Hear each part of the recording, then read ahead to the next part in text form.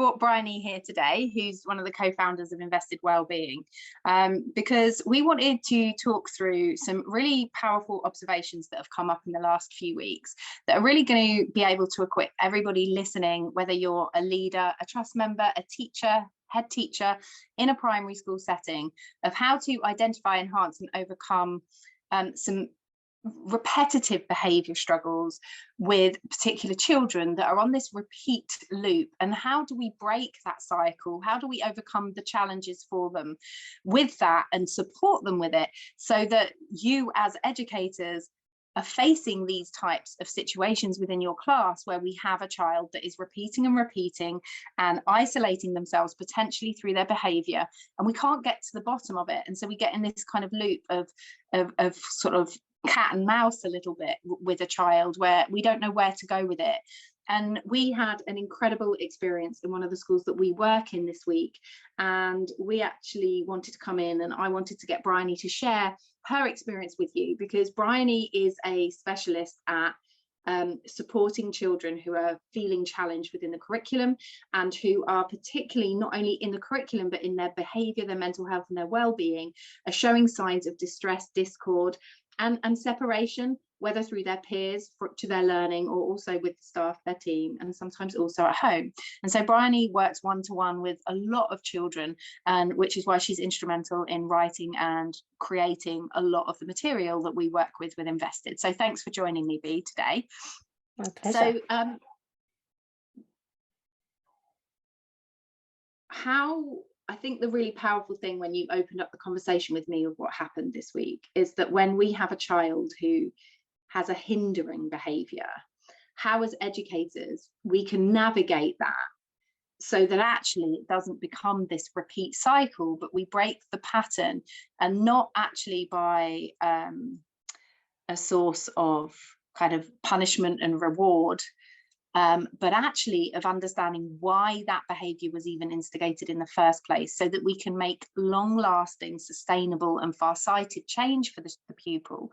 And so do you want to share what happened this week for you as this kind of setup, and then we can break down, reverse engineer the wonder that happened around it? Absolutely. So I had a pupil who has often shown quite a lot of emotional outbursts, finds friendships and relationships challenging, can find being in a classroom quite overwhelming and challenging at times. And she came in this week and it felt bigger than usual. It felt like something else beyond what I've seen in previous weeks. And it was really important that I created a space where she was able to share, if she chose to, what was going on. And so we came into the space and she shared some of those like niggly things that were kind of on her mind around the classroom and friendships and that kind of thing. And we ran a usual session and then she went away. But I had a very overwhelming feeling that there was something else going on. And she then went out to break time.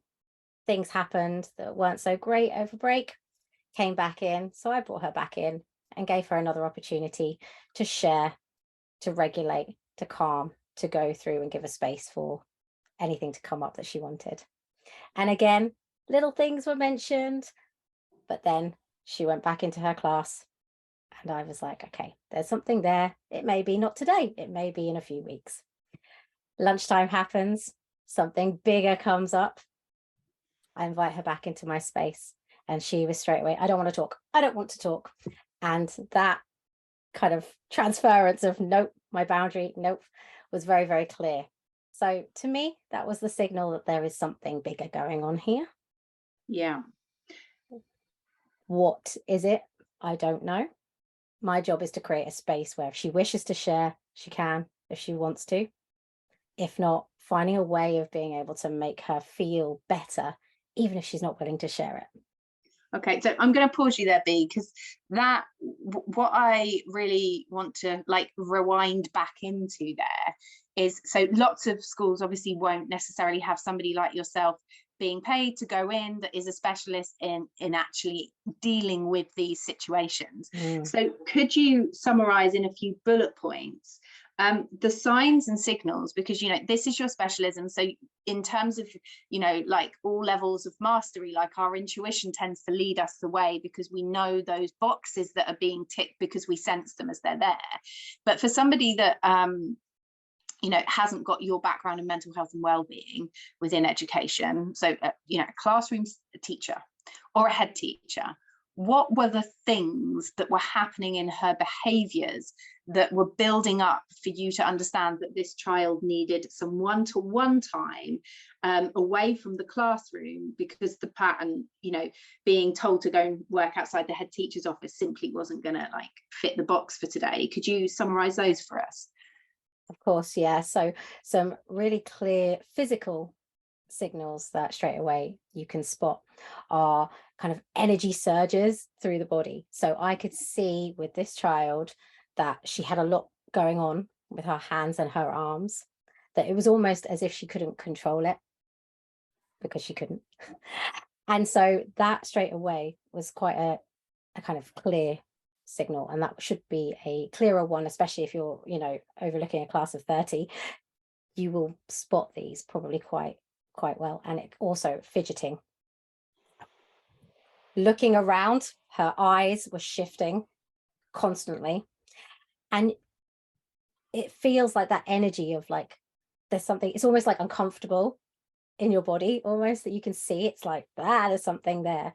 And you know, it's something that actually, when you start to spot those moments, it's almost like you can't unsee it. Once you start to be aware of these signals, you really do see them across your classroom at different levels of what's going on. With this particular pupil as well, it was also the relationships with teacher, TA, fellow classmates, that you could see, especially for those who know her really, really well, you could see a shift in the behavior, in the maybe like a snapping towards someone else, or a over emotional response to something that's happened or has been asked of her. These things started to build, and that's where we then saw across the break time, the lunchtime, then building even further. And so like the body language and yeah. Sorry, go ahead. No, so I was going to say, just the body language and the way that they're communicating is two really quick like signals to be able to spot in the first instance. Amazing. And I think that that's really powerful, is that when a child like that is being so active and physical, we can sometimes, you know, as all of us having been teachers know, that when we're on target to get through something in the set time, that sometimes it takes more time up by asking that child to settle down, because they can't settle down. And in our trainings that we talk about how to regulate with children, you know, that becomes the main thing, that you end up losing time with behavior. If you can see that your child is fidgeting and they're not regulated in their nervous system, every time you tell them to kind of calm down or come back to their chair, that increases the stress load, because they then feel like they're failing, so they can then get caught in this loop of like feeling even more useless. And so yeah, that regulation is really important. What I was going to kind of go from there is, with these physical cues, obviously you were able to take a child out to then navigate the conversations, which we'll go into shortly. If a teacher is in a situation where they're leading a class and there isn't a one-to-one, do you have any suggestions in terms of, if they're spotting this, and like you said, once you open your eyes to it, you're like, oh, you can see, is what would your advice be to teachers that are in this classroom with 30 children in front of them, hopefully a TA of some form, and that you can see that this child needs to not be in a busy classroom and they need time to regulate, to be supported, nourished and understood? What would your advice be? Well, the interesting thing is there's a few different ways you can play this, because as a class teacher and as an ex-class teacher myself, I understand that when you've got a lot of children and maybe you don't have a TA, unfortunately some don't now, that it can feel quite overwhelming when you want to be able to navigate that. So actually checking in with yourself and looking around once you've got those sort of eyes open to those fidgets and those body language actually is an opportunity to regulate everybody in the classroom, because every single human being on this planet can benefit from having their nervous system regulated. So taking a pit stop, taking a stop, a moment to pause, to breathe. You could breathe slowly in through your nose and slowly out through your mouth. As simple as something like that, a few times round, as a whole class. You could say, like, do you know what? I'm feeling a bit like, oh, we've got a lot going on today. Do you know what? Let's all take a pause and let's all stop together, because actually every single person will benefit from that.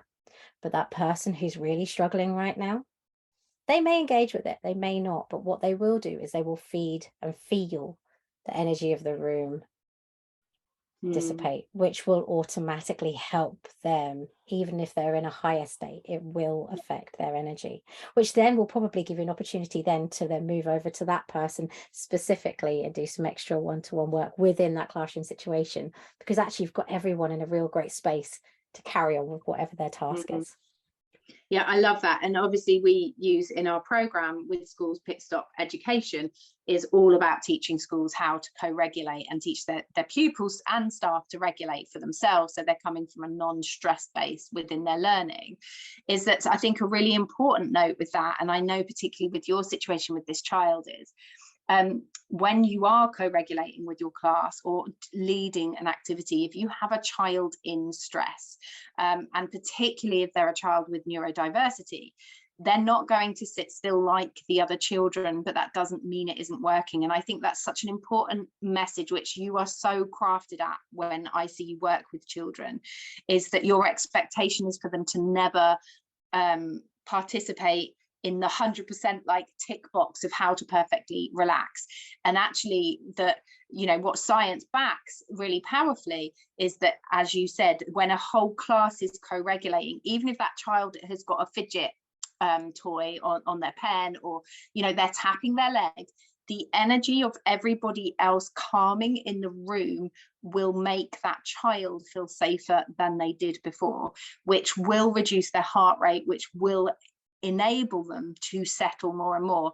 Whereas the temptation can be, which we've seen in a lot of our observations in schools when we've gone and done our walk rounds and assessments with schools, is that in our audits, very often the pressure if we run a relaxation activity is that every child has to be conforming to it perfectly like the textbook. And then what happens is the teachers say, oh, come on, you need to be still because this is how we relax our body. But it's a little bit, and I think this is just so important to catch, it's a little bit like when we go to sleep, the body needs a period of transition time to that relaxed state. It's not the flick of a switch. And so if you have a child showing these physical signs like Bryony has explained, what actually as the leader in front of the class we need to do is to remain as calm as we can and as we are in that moment, to literally invite everybody to join us, but most importantly, actually nourishing that child by a smile, an extra moment, or even a dopamine hit of a subtle praise of, wow, it's really lovely to have you in here with me. Thank you. I can really feel you thinking about breathing with me today. That it pattern interrupts their expectation of being told off for fidgeting. And we want to pattern interrupt their expectation of failing, because very often a child in this situation, like you said, has been caught in this loop for a little while. Yeah. So I think as well as really important, like, you know, you can check in yourself as an adult. If you've got something going on, you've got, you know, your big feelings going on, mind, body, like by doing a few breaths, it's not the fix of that thing that's going on for you. And I think that's where the definition is really, it's important to define that, because actually we're not saying that like regulating their emotions is going to solve the problem and, you know, fix the thing that's going on for them. But the joy is that it's regulating them, which is allowing them to actually then feel better being in the situation they're in, and then getting them to a place that if they choose to, they are then able to take the next step to open up and share what is going on, which then we know as we open up that actually then talking can then help us feel better. acknowledging how we're feeling, and then moving into a resolve if that is needed in the situation. So yeah, I think that ensuring that we know that actually that regulation is so important, but it's only kind of one of the first steps before it unfolds into the next stages. And that's what you found, isn't it, with this child, is that because obviously the schools that we work with, they do pit stops throughout the entire day, with the idea that you don't get this accumulation of behaviour, because we're actually in a position where we're continually regulating and calming them, so that then actually as things need to come out, they can. And what you found by keep bringing her back in is actually you were unable to create such an environment where, after a lot of resistance, where she refused for you to look at her, I believe, and all of these types of things, she ended up uncovering some really major inner personal struggles and battles that she felt she was going through in her life. I think it would be really powerful. She kept coming back to you, but you are so good at being persistent in such a patient way that these children are like kind of magnets to you in these spaces. Because I think it's really, as I heard your story, something that really came in for me is, very often these conversations can happen outside the head teacher's office or with a lunchtime member of staff, but because time is capped and pressured, that child doesn't have the capacity to open up in that time, because it's not calming, safe, and they're not held. And so could you, obviously in this situation, the child really set some rules out for you of what you could and couldn't do, and you play along through that process really masterfully, so they feel like the boss of their own self, without you dominating, in sense of a power of teacher pupil, which is why very often when Bryony goes into the schools that we work with, she ends up having quite a lot of often safeguarding forms and things to fill in, because children open up to you very, very quickly. So could you share the personality and tools and traits that are really important that you take into those conversations, so that the teachers listening can be like, oh, actually, yeah, I don't do that, or I hadn't thought of being that way. Could you just give us a couple of those? I think one of the key, almost hidden tools sometimes that maybe isn't talked about is the importance of body language. Because every time, obviously with this particular pupil, I had multiple times, and every time they chose a different space in the room, or to sit down, or on a beanbag, or standing up, or like fidgeting or leaning in a weird space, and every single time I mirrored wherever she decided to go, which meant I was in some very weird positions at some point, and people walking past were like, why is that teacher doing that? It's because it's so important, though, because straight away it's giving a level of safety of like, oh, I thought I was just doing something like for me, but actually you're coming down here. Okay, now we're at eye level at every time, at every moment. I am with her physically at the same level, which energetically, I think, just like you said, just means we balance out any kind of form of power between the relationship. This particular pupil had really defined, like, I want to write a letter about how I'm feeling. And actually, that was a really amazing moment for me, because we've been working a lot on her owning how she wants to express when she's feeling whatever she's feeling. So that was like a yes, but obviously I was acting cool. So I was like, absolutely, here's pen, here's paper. And then she was like, you can't look at me. And I was like, okay. So I turned like my back to her. I'm just going to pause you there, because you sometimes don't realize the mastery in your delivery. Okay, so I've taught with Bryony for a lot of years, that much older than her. Like, I met her when she was in her PGCE. So I want you to catch something. She said, you can't even look at me. Now, a lot of the ways that teachers are trained would be to then pick that sentence up and come with a response based on the rules of the respect of the school.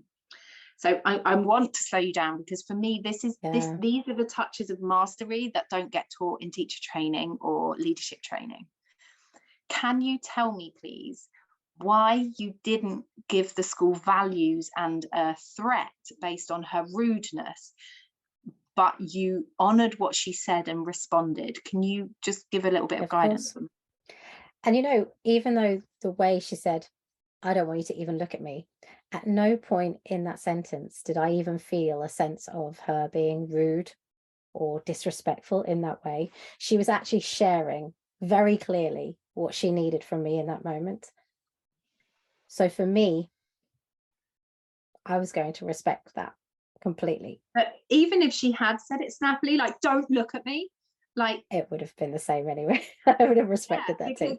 because actually she's saying that she needs to have space, Yeah, and you're so good. And I think this is the thing, isn't it, that before you carry on, is that you have learned to not take what the child is expressing personally, because it has nothing to do with you, but everything to do with what they're processing in here.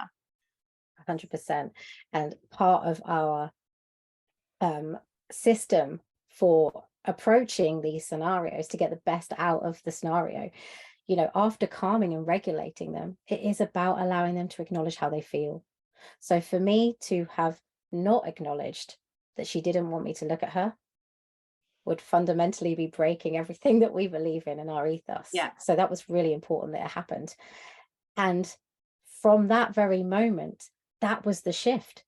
That was the shift of her going, oh, because I don't think she expected that reaction, even from me, and she's known me a long time, because she's probably used to more of the, you know, sort of school answer of what the values are and the rules are in the school. So actually, the moment I turned my back, I could literally feel her go, oh, like, oh, oh, I've got to write this letter now because I just said I wanted to do it and I'm actually allowed to do it. I then said to her, you know, take as long as you need. And even then I could feel like the, and she went, really? And I was like, yeah. I was like, even if I have to go and see some other people, I can leave you in here. You need to do what you need to do. And actually giving her that space to acknowledge how she felt was super important. The interesting thing was turning my back on her. I said to her, I was like, okay, I'm just gonna, you know, do some things for the school on my computer behind you. Is that okay? And that was key as well. I asked permission. Was I okay to be where I was? Because she could have gone, actually, no, I want you on the other side of the room. But she didn't, because she wanted me close. We were only like this far away from each other. And I could feel that safety that she had with me being there, even though I wasn't turning around. And she said to me a few times, make sure you don't turn around. And I was like, I won't. And I kept it quite, it sounds weird. It feels like an almost disconnection from it, even though the actual opposite is happening and we're building a deeper connection actually. Because it's not like you, sometimes I think with our best intentions, because we really want to help a child and a pupil in our class, we want to be like, what's wrong? How, you know, can I help you? And we want to do so much that we can for these little people. But that can feel overwhelming, particularly if, you know, you've got any neurodiverse, you know, traits as well. It can feel overwhelming in their space. So actually having that permission to have that space, but knowing that you are there for them was huge. And interestingly, as that process went on, she started opening up to me while she was writing. And I did not turn around because I promised I would not look at her. And I think that that is where the unfolding of everything that she decided to disclose was really important and really powerful, because she didn't then start to share. And then I went, really, tell me about that. That would have broken that. I would imagine. That. So actually just respecting that space, allowing her to process. And then a few times she went, oh, I'm talking to you. Oh, and then kind of like, almost like, oh, how did you do that? Kind of like, and then carried on with her letter. And then we just go back to silence. And I wouldn't even acknowledge anything of what she said. I just left her the space to speak. And then she'd come back and she'd share a bit more. And then she'd come back and share a bit more. And it wasn't until after that process had done and I was allowed to turn around and I wasn't allowed to look at the letter. But after she'd written that letter, she then said, I have something I want to share with you. And that's when she shared with me. And that was then her choice, with our body language, you know, mirroring each other at the same level, full eye contact. And it was hard for her to disclose what she disclosed, but she did it. And the sense of after was huge. And she did that. Yeah. And I love the fact, and I can tell in the way that you're speaking, and I think everybody listening will experience the taste of the tone that you go into these conversations with. And I really wanted to highlight that tone, because schools are busy, schools are rushed, and when someone's sad or angry or frustrated, very often our instinct as a human is to match the person's energy in the room over own our energy and allow them to express. It doesn't have to be a two-way exchange.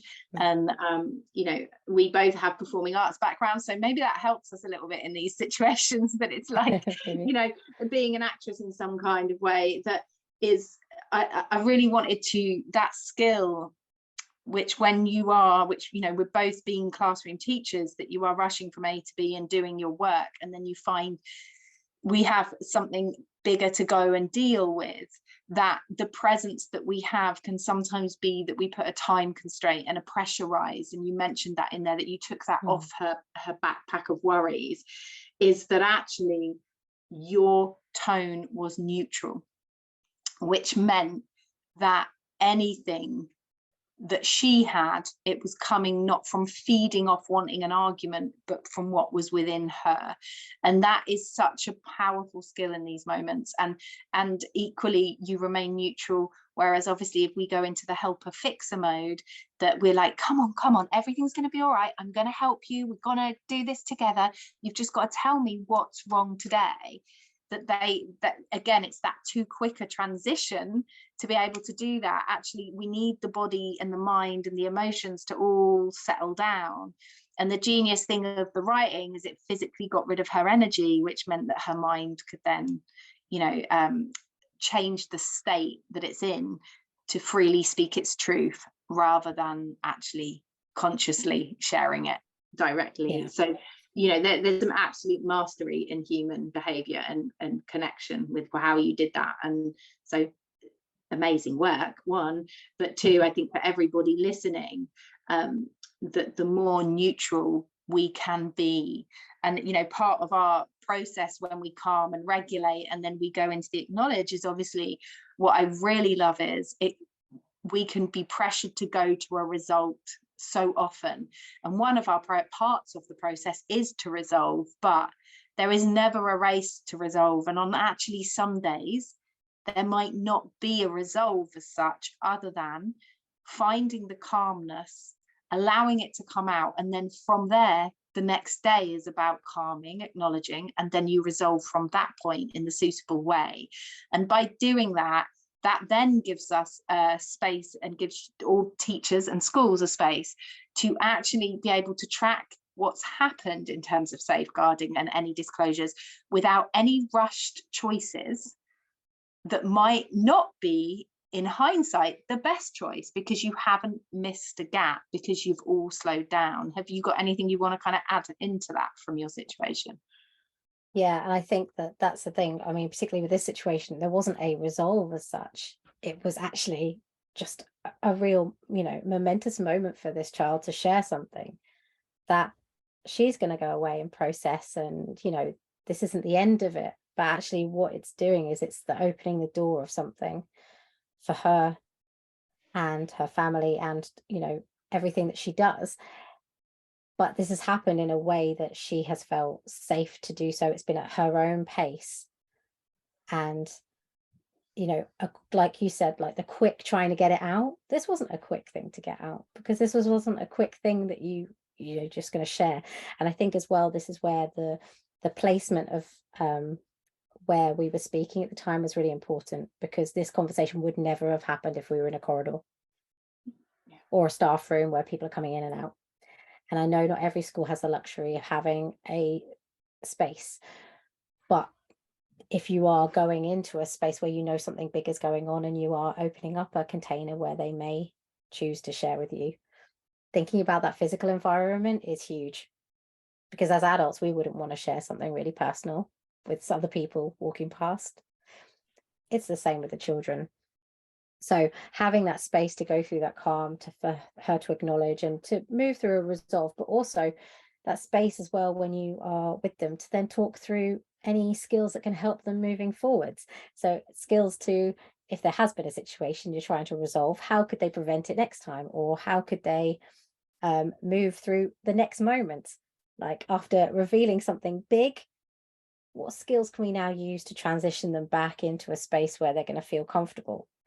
That is a step that I think is often forgotten, but is huge because, particularly with certain behaviors in school, we don't want them to keep repeating, but we do see a bit of a cycle of, and that's where you're going to get the teachers slightly and understandably like, oh, here we go again with that pupil.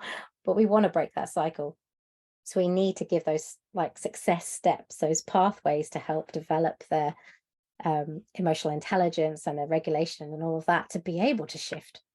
And I think that's where the pit stop program, what we're seeing is that when schools are applying the pit stop program consistently throughout their days, then when the child goes back into the class, they have their pit stop cards, and when they're feeling the signs and they get taught the signs that they're not feeling regulated early doors, and the teachers get taught how to spot them too, they're like, I'd like you to go, and either some classes have created these spaces where the children can go, right, and then they get their card and they choose which pit stop they want to do, and they regulate themselves and go back to learning. And so I think that that's more holistic approach based on neuroscience, based on performance tools, shows in this case it wasn't only about changing a behavior. And this for me is why I wanted to talk to you about it and got really excited about it, is it has broken a child's behavior loop in the school. But what I really want everybody to sit with is that child actually shared with you something so huge that which has the capacity to shift the trajectory of her trust for humans and peoples in authority forever, because she opened up, she was regulated, supported, nourished, nurtured, rather than her behavior being dealt with alone and then it escalating into worse and worse environments and situations. She has literally pivoted her internal system to go, I have a big thing to talk about, and you know what, when I speak about it with people, my life starts to feel easier. And we work and coach as therapists as well with adults. And the prime reason all of our clients come to us is because they didn't have people that taught them that as a child. And so what you have modeled to the team in this case, and sharing with everybody here, is that when we hold a child's concerns with such grace and like blissful communication, what happens is you get a different level of trust between staff and pupils. 100%. And I know from the back of this one, the next day, when I wasn't in, but felt tricky for the team because there was a lot going on. And this is the thing, like knowing that actually in these moments, it doesn't mean that everything's like, and then like straight after, but actually now the team know something important is going on with that child, and even the way that they are now moving and regulating her and maneuvering these situations and any tricky bits at break times and lunch times has a different feel now, because they're coming from a place of, wow, what a kind of backpack load this little person has had, and she's now starting to do this. So of course it's going to feel like a roller coaster for a bit, because she's processing it and maneuvering through what her feelings are. And that's giving a whole new insight into the team and how they're helping and supporting her now in a really deeper way. And also the communication between them and the parents as well is all fusing beautifully, because actually everyone is now understanding more and everyone's on the same page in terms of their regulating. We are now seeing consistent approaches with the regulation that I do with her in class, the parents, and all of those things are only going to, you know, scoop and nurture and hug that child even more so that she can then really thrive however she wants to. Yeah, and I love that point about the roller coasting, and I think this is really important. When we do co-regulation work, when we teach children how to calm themselves, when we learn to calm themselves as well, it isn't a rubber for negative or hard emotions, because humans are designed to, you know, like we use the wonderful like emotional chart that has a list of all the different emotions humans can feel, is that when we regulate, it doesn't stop us feeling them. What it allows us to do when we're regulated is to not necessarily explode with them in a way that we can't hold those emotions and work through them. So when we're in a calmer position, whatever emotions come in, frustration, anger, happiness, excitement, nervousness, actually our system is taught, and we're teaching children, you're allowed to feel this, and then how we maneuver through it, rather than it being like, right, well, we've meditated, why are you not happy? Because like that's not how it works. And I think it's really important to gauge that. And this, Definitely. like you said, this is a doorway of an experience, and she has been regulated and felt safe, and she is going to continue now to process how she navigates through this situation personally from here. But everybody around her is now aware of actually also how wise our children are when we give them the space to speak out and tell us. And I think, you know, to close on, that's probably one of the biggest things you found in your work. The less you make presumptions or attempt to guess that it's about that friendship, or guess that it's they're struggling in literacy, if you don't go in with any expectations, what tends to happen? It tends to just unfold, and they share with you, you know, the power of what's going on. How are you feeling right now is huge. And, you know, it's not that surface thing. It's usually something that's deeper, and they will share with you when they feel it's the right environment and the safe space to do so. Yeah. And with the right questions, and you know, one of the sheets we provide the schools in our program with is like, it's not an interview sheet, but it's a sheet with loads of questions. So after an event, you're actually asking questions to navigate the situation, rather than focus on the punishment and making sure it doesn't happen again, to actually get to the bottom of it with guidance that empowers, enriches the staff and the children, over like this sort of investigative, like she did, he did, they did kind of culture, which and 99% of the time, it's, even though it's looked like this thing, say on the playground or something, 99% of the time it's something over here. There's nothing to do with this. So if you just ask about the he said, she said, detective work here, you'll never find this bit here. No. And so it will just keep coming back in different ways, right? Yeah, absolutely. Yeah. Okay, amazing. Thank you so much. Incredible work. And, you know, what a shining light of the fact that actually the more we share and open up these conversations for teachers and head teachers to feel equipped, so that they can identify, enhance and overcome the mental health, well-being, behaviour or learning challenges that everybody is facing, because it's real. That's what it is right now. Do you have anything you want to add before we close the call down?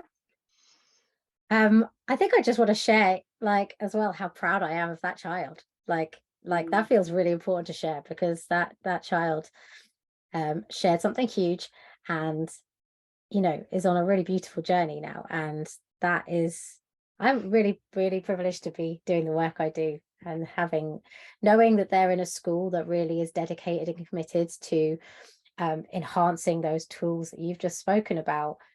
Knowing that they're in a nurtured space is really, really, really fantastic. Yeah, amazing. So thank you so much for sharing. And if you've listened, as you've listened to this, if you would like to share any insights, or you have any questions with us, we would love you to share and drop us an email and send us a message and let us know your takeaways. And as questions come up, always message our team, because our team is full of people like Bryony and I that are so passionate ensuring that teachers, head teachers and trusts are equipped in mental health, well-being, behaviour and learning, and how to overcome the challenges that come. So thank you so much for joining us, and we'll see you again real soon.